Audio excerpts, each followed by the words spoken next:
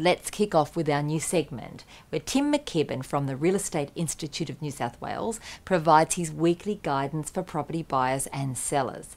Tim's the CEO, and the REINSW exists to ensure that you, as the consumer, are protected and to provide best practice guidelines to real estate agents. When's the optimal time to have a pre-purchase or a range of pre-purchase inspections done? There are, I guess, during the conveyancing process, there are reports and things that you'll do yourself. There are things that, and you'll organise those yourself or undertake some of the work yourself. And then post-exchange, there are a series of other things that are done, and typically your solicitor or conveyancer will undertake those sorts of things for you. And then I guess there is the pre-settlement inspection as well, which is when you'll go in and have a look at the property just to make sure that all those inclusions, all those things that were named in the contract are still on the property at settlement. So that's, again, a good process to undertake.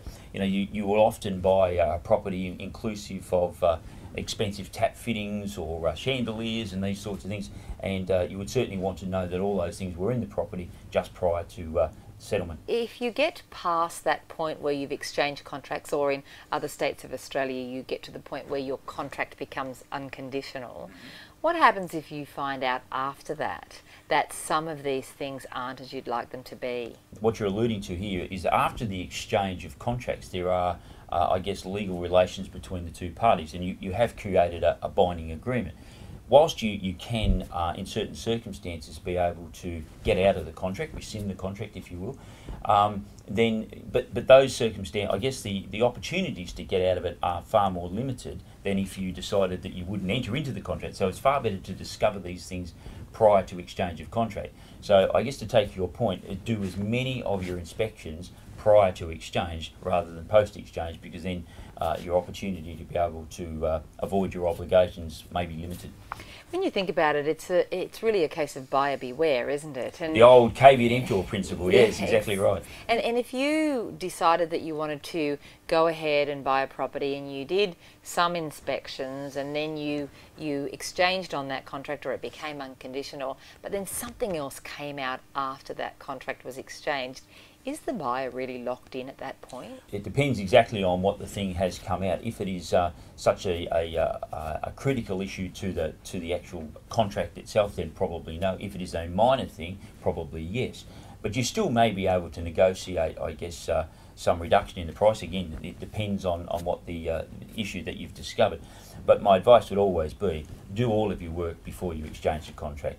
And that may be the case, that you're still interested in going ahead with it, but you may have reached a price with the vendor, and you say to the vendor, look, through my inspections I've discovered X and Y, and I'd like to sit down and discuss the results of that particular discovery with you, and maybe we can talk about the price, because it may be the case that this remedial work needs to be done, and we'll reach some agreement on a reduction in the price so the remedial work can go ahead, but I'm still interested in your property.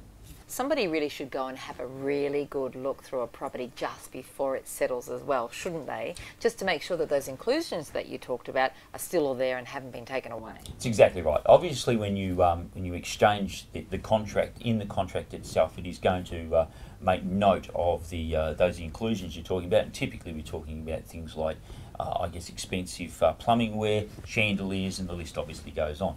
But those things are easily removable, and so just prior to the settlement of the contract, and obviously you taking ownership of the property, you would want to go into the property and just satisfy yourself everything was there. Because if they're not there, you'd be saying, look, I need to delay settlement because I need to sort out where all of these expensive things that I thought I was buying have gone.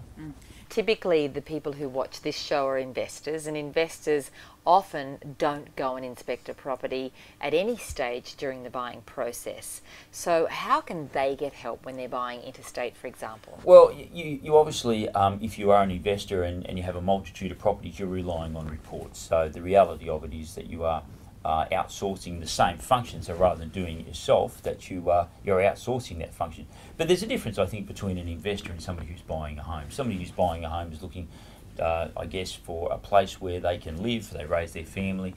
They're looking at, I guess, a domestic facet to the acquisition rather than a purely investment one. Now, our homes nevertheless are an investment, but there is I guess, a domestic issue with the purchase. So you need to be, I guess, a little bit more emotionally involved in it, where an investor has a different criteria. So they would be outsourcing a lot of those inspections, but nevertheless they're going through the same phases that the domestic or private purchaser is looking at. They still want to know that there's no termites in the house. They still want to know that the plumbing in the building and the rest of it, they'd be going down to the council, either themselves or outsourcing that, saying to the council, the property that's been built here, does it satisfy all of the building requirements? Has it met all of the development application requirements, etc., etc. So you do it yourself, you're outsourced if you're an investor. Have you got any advice for investors on how to carry out those pre-settlement inspections if they can't be there themselves? You need a trusted service provider. It's as simple as that. If you're an investor, you still need to set the criteria. If you're an experienced, or these days we call them sophisticated investors, we'd be saying to them, okay, Mr. Service Provider, here is something I want you to satisfy for me. This is my criteria. I need you to go in. Here's a copy of the contract. Here's a list of the things I need you to go and satisfy me that are all there, and report to me. And once I have your report, I'll proceed with settlement. So Tim, how can somebody who is looking to buy property get started?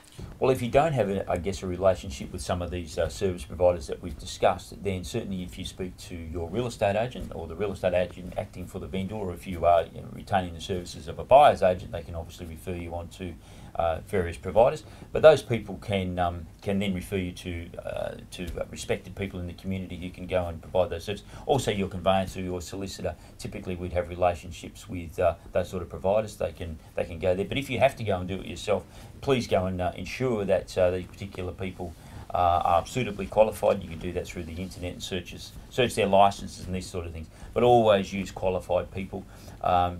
That's the most important thing, that you are using somebody that has the necessary competencies to be able to provide you with a report that you can rely on. Again, I always harp back to this: you are about to make a very, very serious and expensive investment, so let's do the work from qualified people, make an intelligent decision and an informed decision. What about auctions, Tim? Because auctions are pretty much a fait accompli. You make the final bid, you're successful, you are buying that property. How do you go about then getting these kinds of inspections done? You're certainly correct. At the fall of the hammer, you lose your cooling off periods and these sorts of things in a variety of states around Australia.